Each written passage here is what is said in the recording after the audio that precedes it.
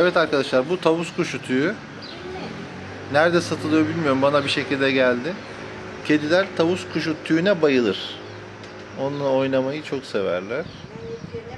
Sanırım şu göz gibi göründüğü için onu böcek gibi bir şey zannediyorlar. Bakın bu yavru. Henüz bunda böyle bir tüy kompleksi oluşmamış. Daha ne olduğunu anlayamıyor. Yok bakın. Ama takip ediyor gene. Bu da annesi. O da şu an normalde oynar da şu an oynamak istiyor. Kaşınıyor.